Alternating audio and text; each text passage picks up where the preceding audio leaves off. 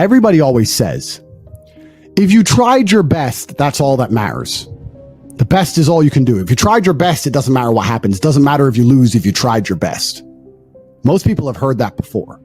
But there is a secret to the universe that most don't know. If you actually try your best, you can't lose. Not pretend to try your best, not try your best 90% of the time, not try your best with excuses. If you genuinely try your best all of the time, all day, every day, it's impossible to lose. So when people say, if you tried your best, it's okay to lose, that is a logic fail. Because if you lost, you didn't try your best in the first place. If you actually try your best, it is impossible to fail in this life. God is watching and he rewards those who want it the most. If you want it the most, you can have it. It's a competition. Every dollar you want, the house you want, the car you want, other people want, you have to win. You have to want it the most and genuinely do your best, because most people aren't capable of doing their best anymore. To get up every day, whether they feel like it or not, and perform regardless. That is the secret. You cannot fail if you try your best. So if you don't have the car you want, the woman you want, the relationship you want, the friends you want, the house you want, you haven't been trying your best. Because I guarantee you, the second you do, you'll have all of it. I believe there's only 3 reasons people are not rich. One of 3 reasons. They're either stupid, arrogant, or lazy. Stupid is actually the smallest category. People think, oh, you know, there's a lot of stupid people. There are, but I know a lot of stupid people with a lot of money, right? There's so much money in the world. To be too stupid to generate money, I think is less than 5% of the population. We're genuinely too dumb to ever make a good wage. Then you have arrogant and lazy, and these are the 2 most common. Lazy because people just, oh, you know, but I need time to myself. Oh, you know, but it's the evening. Or, you know, it's hyper competitive. There are people who do not need times to themselves. There are people, there's an Indian in Islam, or there's a guy in Islamabad who'll do your job online for $3 an hour and he doesn't sleep. You're gonna lose, right? So if you're gonna be lazy in any regard, you have to understand there are people like me who are billionaires who work 18 hours a day. When I finish this, I get into my car and I open my laptop and I work on my way to my next appointment. I'm gonna work all night until the day I go. When I go to sleep, I close my laptop and I'm asleep a minute later. I work. That's all I do. Lazy is a big problem because people go, oh, but I just want to relax. If you just want to relax, that's fine. But you're competing against people who just don't want to relax, and you're going to lose. And the last, and I'd say that's around, a lot of people have that element to them. A lot of people are lazy. That's about 50% of people. But the main reason people are not rich is because they are arrogant. If you were to take somebody who says, I'm doing my best, I'm really trying, and you were to get an exact schedule of their last week and find all the times they've wasted time, you'd say, look, you've wasted time, wasted time, wasted time, wasted time. You know what's actually amazing? Most of those people are not even self-reflective enough to go, you're right, I'm not trying my best. You know what they'd say? Well, I have to rest sometimes. Well, I have to have a social life. Well, they'd be so arrogant because they're arrogant. I had to do my Facebook. Yeah. No matter, you'd even show them, here's where you fucked up. Well, you know, I have to, oh, you're crazy.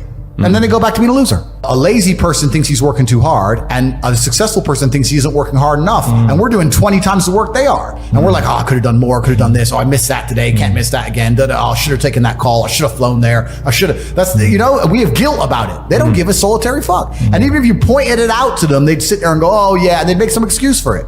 It's the brutal arrogance of people. Perhaps 50, 60 years ago, you could be a normal man with a normal job, have a normal life and a normal wife and a normal house and a normal car and be happy. But the world we are now living in is proving that being a normal man is nothing more than slavery. Being a normal, law-abiding citizen with a normal income and a normal wage and one passport and a normal wife is going to leave you depressed. Sooner or later, it's just going to leave you and you're going to end up fucking suicidal and miserable.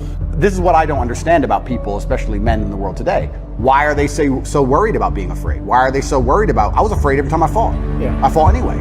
Like, I don't let fear guide what I'm gonna do. I do what I'm supposed to do regardless of how I feel. So I don't see anything wrong with feeling fearful. I don't see anything wrong with feeling stressed or under pressure or anxious. All these things men are trying to get rid of. And I talk about men specifically. I gender this because I'm a man. I don't know how it feels to be a woman. But all these things that people are trying very hard to get rid of from their brains, I don't see why they need to leave. I will argue the point that if I feel anxious and pressured and stressed and fearful, I will get more done than if I was happy. I think if I was happy, I'd just be hedonistic and just wasting my time. I think that you get a whole bunch done with these negative connotations and negative emotions, and I think that life is suffering and pain, and you're here to go through it, and the sooner you get used to the taste, the more successful you're going to be. I have no interest in trying to change the flavor, my friend. The flavor of life is pain, and I will eat all of it. And it doesn't matter if they put me back in jail or not. I'm not sitting there going, how can I be happy in jail? I will sit in jail and say, yes, this sucks, it's supposed to suck. Yes, I'm not enjoying this. Yes, I'm anxious and paranoid. And yes, that guy might stab me. And yes, I can't sleep and I miss my family. And this is what's supposed to happen to me. And this is how I become the best man I can possibly be. And I'm going to succeed regardless. So if you're not the person who's waking up every day going, how do I improve my existence? Then nobody is. Nobody on the planet is considering improving your one spin on Earth. No one else cares. Nobody else cares. So if you don't care, then you're fucked. So you need to wake up and care. And it's amazing to me, like you're saying, how did I find my mentors? I just tried a bunch of them. Like when I had no money, I would try very hard I'd listen to lots of different people, or I tried different things, and I wasn't scared to invest in myself, because I understand that, look, if he's taking time out of his life, then I need to reward him for it financially. And I tried very hard, and I listened, and I paid attention, and I was never lazy. I don't believe there's a person on the planet who pays attention, tries their best, is never lazy, is on time, works hard, has a mentor, and is giving it his all, who isn't rich. I don't believe it.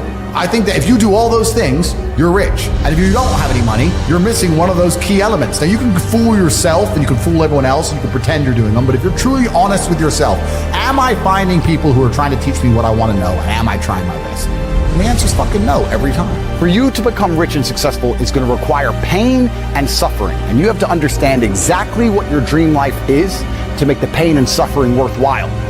Think about it. Have you ever been to the gym and seen a person in fantastic physical condition? They're strong, they're ripped, they're large. And you say to them, how did you get so big and strong? And they say, I don't know. Oops, it kind of just happened. Or have you ever found a really rich man or a very successful man and said, how did you become rich and successful? And he goes, I don't know, bro. I just woke up one day and it kind of happened and now I'm living my dream life. No, there is a very detailed plan and roadmap. For you to become strong, you must eat a certain way. You must train a certain way. For you to become rich, you must earn money a certain way. You must understand exactly how you're going to make money, whether you're going to be a public-facing figure like me or a man of the shadows with millions of dollars. Unknown, but extremely powerful. You have to design your dream life. What house are you going to live in? Who's your woman going to be? Is she blonde? Is she brunette? What car are you going to drive? Have you even gone on the internet and spec'd your car? You can design your dream car right now for free on the internet, and you can choose the color, you can choose the wheels, you can choose the carbon. Is it a Lamborghini? Is it a Ferrari? Is it a McLaren? How much does it cost to the dollar? You talk about your dream life.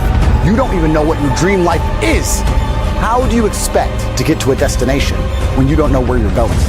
The last thing I am is a hater. If you make a bunch of money and you pull up next to me in a Lambo, I'm going to be the guy who shakes your hand and says, gee, boom, you escaped the Matrix. Congratulations. Welcome to the free world.